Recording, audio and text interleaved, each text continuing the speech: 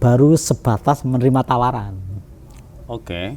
Belum sampai menerima untuk melangkah menambang loh. Itu saja ributnya luar biasa. Persoalannya kenapa diributkan?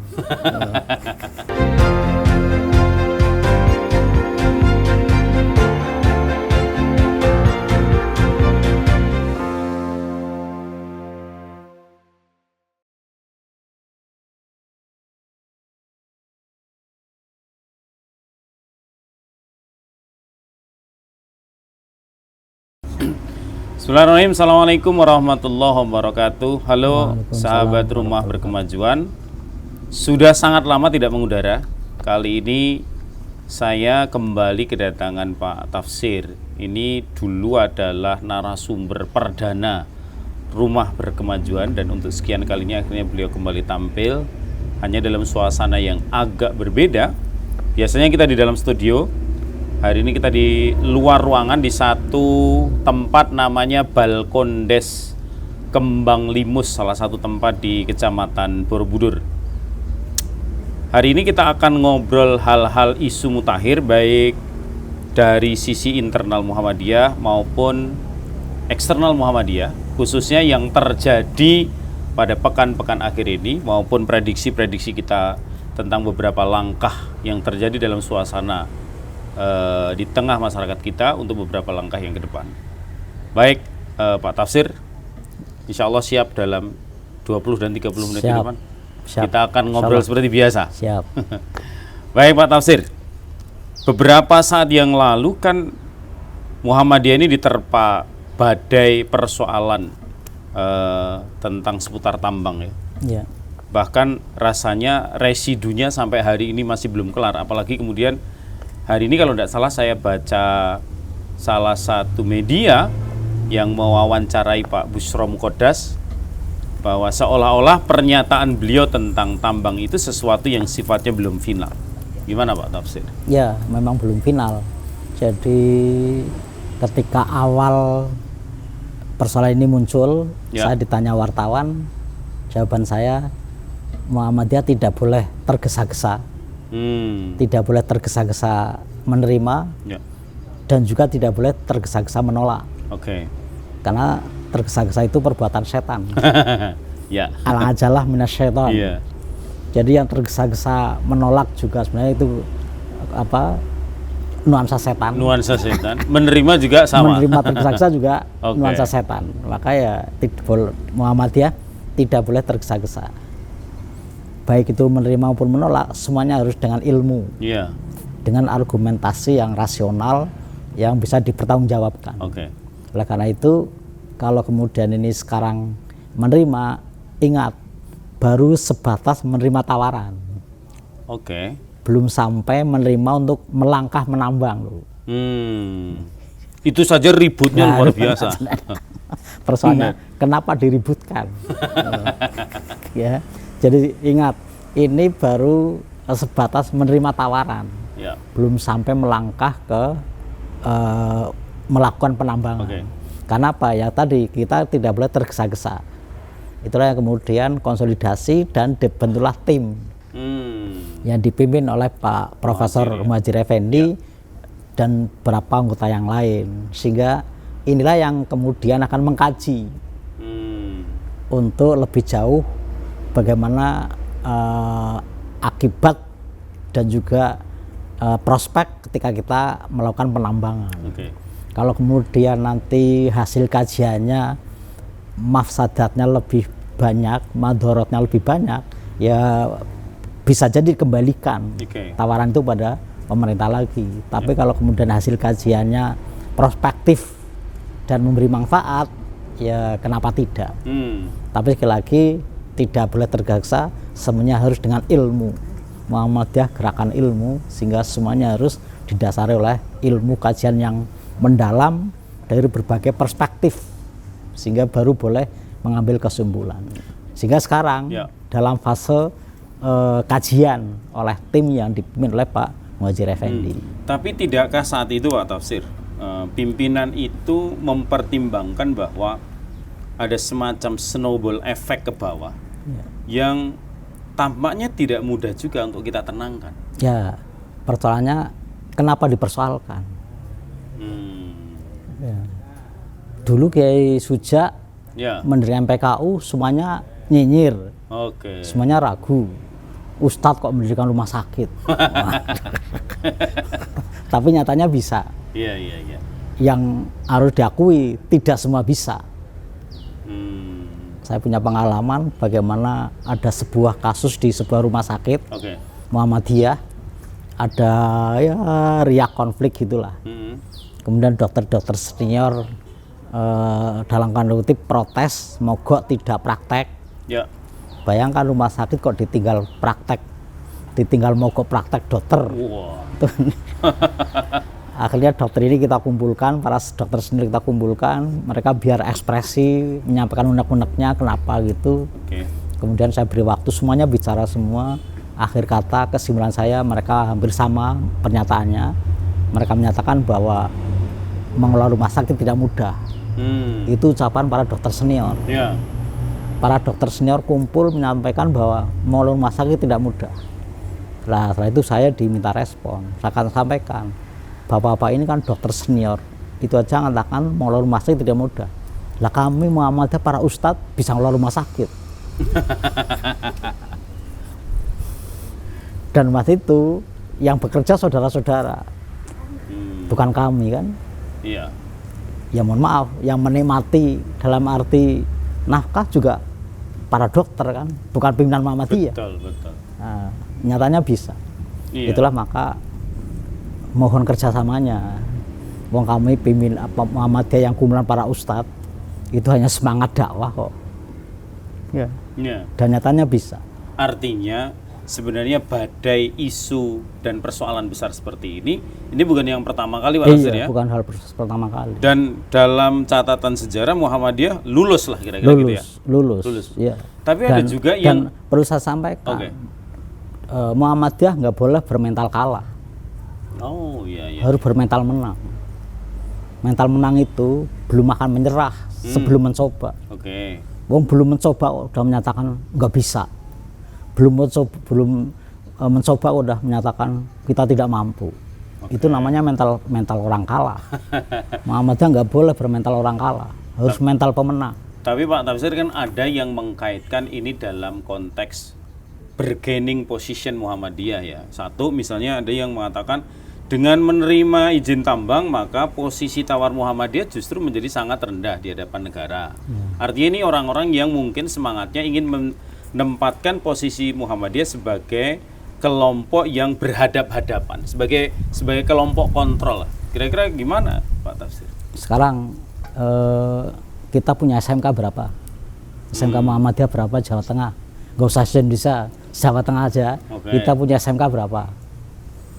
SMK kita berapa yang dapat program SMK PK? Center of Excellence berapa? Jawa Tengah kira-kira 40 SMK. Satu SMK kira-kira dapat 3 sampai 5 miliar. Pertanyaannya, itu uang dari mana? Dari rezim kan? Kok nggak pernah dipersoalkan? Kok malah semua SMK yang nggak dapat ngiri pengen dapat? Itu dari rezim loh itu. Dari rezim yang sama. Dan orangnya masih itu ya? Masih itu. Itu jelas uang nomplok. Sementara nambang urung karo ada kita untung. Betul. Ini jelas uang nomplok untuk SMK Muhammadiyah. Ratusan miliar. Siapa yang protes? Siapa yang ngaitkan dengan rezim bahwa kita akan kehilangan bargaining hanya karena bantuan SMK? Enggak kan? Benar. Tapi begitu tambang kok dipersoalkan? Di mana logikanya? Apa mungkin karena diestimasi nilai nominalnya sangat fantastis mungkin? Lah, memang udah pernah ngitung. Iya juga ya. Ini ratusan miliar udah di tangan loh. Udah di tangan. Kok nggak pernah ada yang protes satupun? Nggak pernah ada yang khawatir nanti kita tidak bargaining dengan rezim. Kok nggak pernah? Bahkan yang nggak dapat pengen dapat. Ada juga Pak Tafsir yang mengkaitkan persoalan itu dengan residu kontestasi pemilu yang di internal kita sebenarnya belum selesai. Ya, kalau itu kan berarti kan kedewasaan politik kita belum matang. Ya. Artinya kita belum dewasa secara politik. Ya, kalau ini artinya berarti warga Muhammadiyah masih butuh pencerahan, butuh edukasi, bagaimana berpolitik. Artinya mental politik Muhammadiyah masih kekanak-kanakan lah, childish gitu ya, childish gitu ya. Ya. Dan itu fakta ya. Fakta. Jadi menurut saya ini memang butuh edukasi bagaimana berpolitik. Jadi kekalahan kemudian seperti tak sembuhkan. Gitu. Maka sekali lagi artinya di sini kita harus fair bahwa kita belum dewasa secara politik. Sehingga kekalahan kemudian terbawa-bawa sampai yang lain. Dan ingat bahwa Muhammadiyah tidak pernah menemukan diri sebagai oposisi pemerintah loh. Bahwa kemudian kita nahi mungkar, kritis ya, tapi bukan menempatkan pada oposisi. Artinya dalam klausul resmi putusan organisasi tidak ada kata-kata oposisi? Nggak ada. Justru yang ada membantu pemerintah. Nah, percaya baca di kepribadian Muhammadiyah. Benar. Cetho welo-welo di kepribadian Muhammadiyah yang dirumuskan tahun 62 loh itu. Iya. Itu tokoh Muhammadiyah masa lalu. Betul. Jadi tokoh Muhammadiyah salaf. Artinya sebenarnya kalau dilihat dari itu, keputusan pimpinan pusat itu tidak ada yang keliru. Tidak ada yang keliru dari sisi konstitusi Muhammadiyah. Iya. Kepribadian Muhammadiyah dirancang tahun 59. Ketika Indonesia sedang suasana rumit demokrasi terpimpin. Sehingga orang bertarik menarik antara politik praktis dan tidak berpolitik. Maka lalu muncul pertanyaan apa itu Muhammadiyah? Kiai Haji Fakih Usman maka lahirlah kemudian kepribadian Muhammadiyah. 59 dirancang, 62 diputuskan. 10 poin yang paling pokok. Salah satunya nomor 9. Membantu pemerintah. Eksplisit sekali. Betul. Membantu pemerintah serta bekerja sama dengan golongan lain dalam memelihara dan membangun negara untuk mencapai masyarakat yang adil dan makmur. Malah ada yang bertuturkan seolah warga pimpinan Muhammadiyah masa lalu lebih berani daripada sekarang. Loh, ini tahun 62 loh ini. Artinya sebenarnya persinggungan Muhammadiyah dengan politik itu ya memang sudah sejak lama. Sejak lama, tarik-menariknya itu begitu. Udah lama. Termasuk dalam konteks sekarang ini Pak Tafsir, kan 2024 itu bisa dibilang kita ini tahun politik kan? Pileg iya, pilpres iya. Lalu sekarang ini kan yang akan kita lakukan adalah pilkada ya, serentak, baik gubernur maupun bupati wali kota. Perkiraan Pak Tafsir, apakah hal-hal semacam itu nanti masih akan dikait-kaitkan oleh warga persyarikatan tadi ya, perkara hubungannya dengan persoalan tambang yang kemudian nanti dikaitkan dengan persoalan-persoalan politik kekinian itu? Ya, saya kira masih. Saya kira masih, walaupun bukan terkait tambang ya, tapi terkait dengan siapa memilih siapa, siapa yang seolah ketika yang bersangkutan adalah terkait dengan rezim, seolah tidak boleh dipilih. Masih ada. Masih ada. Jadi seolah kita tidak boleh memilih paketannya rezim. Jadi kita harus memilih tokoh yang seolah itu oposannya rezim. Padahal kan dalam politik oposisi itu wilayahnya partai yang kalah. Koalisi wilayahnya yang menang. Lah Indonesia yang kalah pun koalisi. Malah kemudian dorong-dorong Muhammad itu supaya jadi oposisi. Kan nggak adil. Benar itu benar. Jadi partai politik yang kalah ingin memprovokasi Muhammad itu supaya jadi oposisi. Sementara dia sendiri koalisi. Kan enaknya sendiri. Celakanya kadang-kadang ada sebagian warga kita yang terprovokasi. Dan lebih oposisi daripada oposisi itu sendiri. Jadi warga Muhammadiyah lebih oposan daripada partai oposisi. Wis ora oleh apa-apa meneh. Sudah udah nggak dapat apa-apa, oposisi lagi. terus mau seperti apa karakter politiknya gitu kan. Jadi Muhammadiyah memang nahi mungkar, tapi tidak pernah menempatkan diri sebagai oposisi pemerintah. Nggak pernah. Sehingga ya kita dalam posisi yang seimbang, mitra kritis lah ya. Mitra kritis. Kapan bermitra, kapan mengkritisi. Kalau selalu bermitra itu namanya koalisi. Tapi kalau selalu mengkritis itu namanya oposisi. Ya Muhammadiyah itu ya moderat. Pada waktunya kita bermitra, pada waktunya kita mengkritisi. Pak Tafsir, ini pertanyaan klasik yang setiap ada kontestasi selalu datang. Kenapa setiap ada pemilu, ini Muhammadiyah ini seperti kekuatan yang tidak terlalu diperhitungkan? Ya kenapa ya? Karena hitungannya nggak banyak. Sekali lagi jumlah kepala ya? Jumlah kepalanya nggak banyak. Karena politik butuh jumlah kepala, tidak hanya isi kepala. Cerdas saja nggak cukup di politik. Ya, jadi cerdas saja nggak cukup. Karena ini bukan lomba cerdas cermat. Apa kita akan mengandalkan tokoh cerdas ya nyatanya nggak ada yang ngusung. Betul. Ya, karena apa? Ini politik. Cerdas saja nggak cukup. Harus punya jumlah kepala, isi kepala, dan isi tas juga. Jadi, kemarin ada pertanyaan begini Pak Tafsir. Ini fenomena yang melekat pada keluarga presiden ya. Misalnya anaknya jadi wapres, anaknya yang satu direncanakan pengen jadi cawagup di wilayah tertentu, entah berhasil atau tidak. Lalu ada satu pertanyaan begini ya. Kenapa Muhammadiyah yang punya sistem perkaderan yang selama ini sudah berjalan bertahun-tahun, tetapi kok kesulitan melahirkan sosok leader dalam konteks bernegara, tetapi ada di sisi yang lain tiba-tiba ada orang yang sebenarnya proses perkaderannya tidak terlalu jelas, tiba-tiba dia bisa nongkrong pada pucuk kekuasaan. Ya karena kadang-kadang Muhammadiyah dengan karakter teologi alam maunya terlalu baik. Terlalu baik.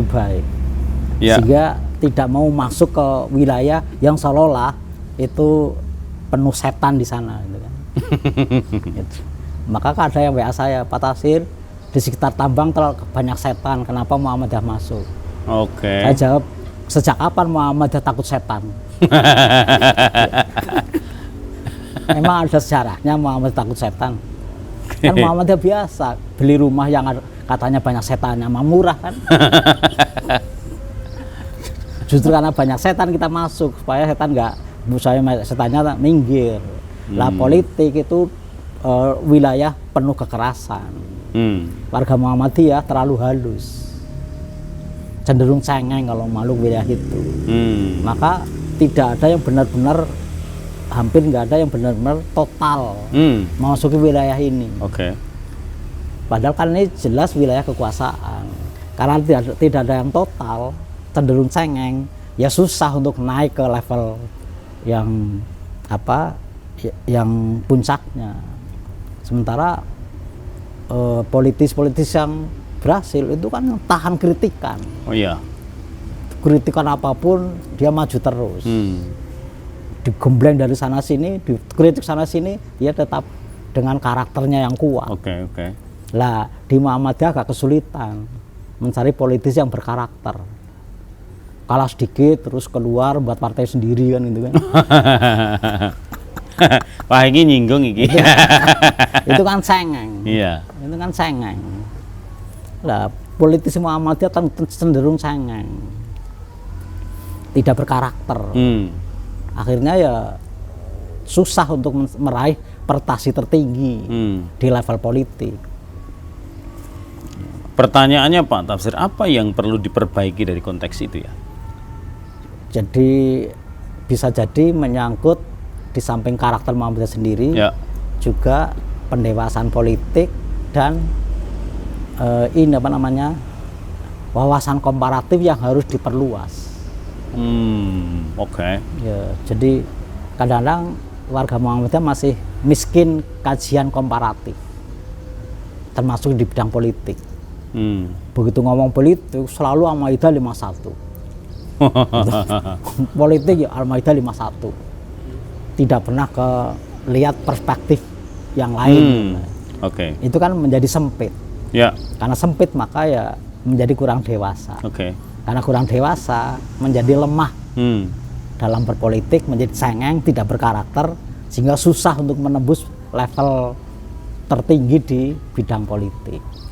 Saya pengen tanya yang agak spesifik Pak Tafsir. Gimana dalam konteks Pilgub Jateng? Kalau nggak salah saya sempat baca berita ada salah satu calon yang silaturahim ke PWM kan? Ya.